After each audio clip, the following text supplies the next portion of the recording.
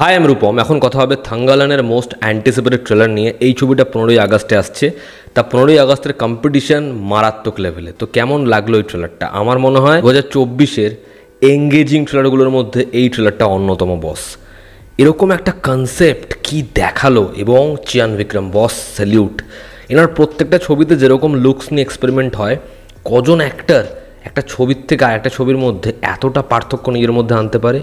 সে physically transform হয়তো ছেড়েই দাও, তার হেয়ার স্টাইল, তার লুকস, তার কস্টিউমের পিছনে, তার মেকআপের পিছনে কীরকম খাটে সে। তোমরা যদি তার ছবি পরপর দেখে থাকো, তার ফিল্মোগ্রাফি জানো, তার ইন্টারভিউস দেখো, তার সম্পর্কে অন্য পরিচালকেরা কি বলেছেন, তোমরা জানবে সে কত বড় একজন অভিনেতা। এই ছবির পরিচালক ভীষণ ভালো, তার উপরে আমার 200% ভরসা রয়েছে, এবং চিয়ান বিক্রম, তার প্রতি তো ভালোবাসা আছে। তো এখানে যে গল্পটা ট্রেলার দেখে আমরা বুঝতে পারছি, সেটা হচ্ছে একটা জায়গা যেখানে সোনা আছে, এবং ইংরেজরা সেই আদিবাসীদের কাছে যাচ্ছে সাহায্যের কথা বলে, আদতে সেই সোনা তাদের চাই। এবার চিয়ান বিক্রম সে এই আদিবাসীদের লিডার, যে সেখান থেকে সোনা বার করতে তাদের সাহায্য করবে। কিন্তু সেখানে একজন রয়েছে যে এখানে কাউকে আসতে দেবে না, সেখান থেকে কেউ আসলে ফেরত যাবে না। এবার কে এই ব্যক্তি, কে এই লোক? আসলে তিনি কোনো লোক নয়, তিনি একজন মহিলা। এবার কে এই মায়াবী মহিলা?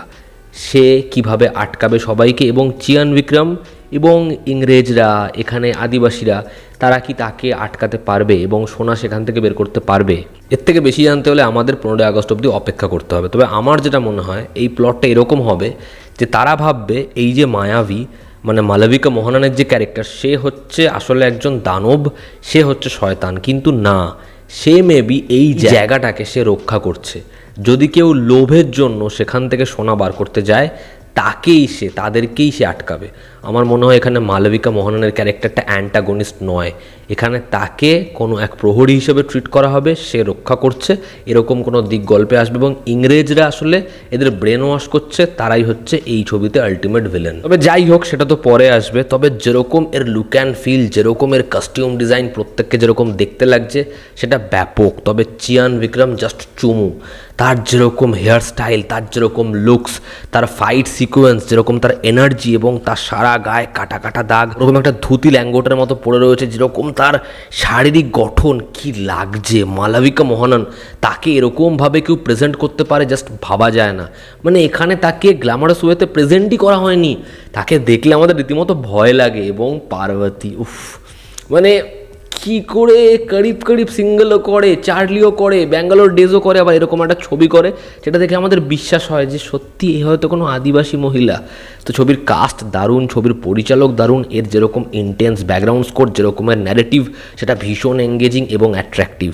এবং যদি এর look and feel, colour, location, ভিএফএক্সের কাজ বলি, তাহলে সেগুলোও ভীষণ ভালো। তবে কয়েকটা শটে ভিএফএক্স দেখে একটু মেকি মনে হয়, যখন ওই জায়গাটাকে ওয়াইডে দেখানো হয়, বা যখন সাপটা কামড়াচ্ছে, বা যখন প্রথমবার বাঘটা আসছে, বা যখন ফাইট সিকোয়েন্সগুলো হচ্ছে, সেগুলো দেখে আমাদের মনে হয়, বা যখন ঘূর্ণিঝড়ের মধ্যে ফাইটটা হচ্ছে। কিন্তু এগুলোকে না খারাপ বলা যায় না, তার কারণ পরের সিনেই সেটা দেখে আবার খুব ইমপ্রেসিভ লাগছে।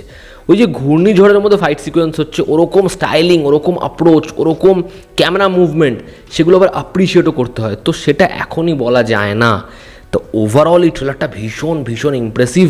আমি এই ট্রেলারটাকে আমার তরফ থেকে গ্রিন সিগন্যাল দেবো। তোমরা যদি ট্রেলারটা না দেখে থাকো, আমি ডিসক্রিপশনে লিঙ্ক দেবো, সেখান থেকে চেক আউট করো। এবার যদি হিন্দি ডাবিংয়ের কথা বলি, তাহলে হিন্দি ডাবিং ঠিকঠাক হয়েছে। আমার মনে হয় এই ছবিটার যে ফিলটা, সেটা অরিজিনাল ল্যাঙ্গুয়েজে বেটার থাকবে। দেখার এই ছবিটা বক্স অফিসে কী করতে পারে, ছবিটা হয় কেমন, এবং চিয়ান বিক্রম কি ফাইনালি একটা ব্যাপকভাবে কামব্যাক করতে পারে। তো এই ছিল আজকের ভিডিও। ভালো লেগে থাকলে লাইক করো, শেয়ার করো, সাবস্ক্রাইব করো। তোমাদের কি অপিনিয়ন জানিও। জনতা আমাদের পাশে আছে। আবার দেখা হচ্ছে। Take care.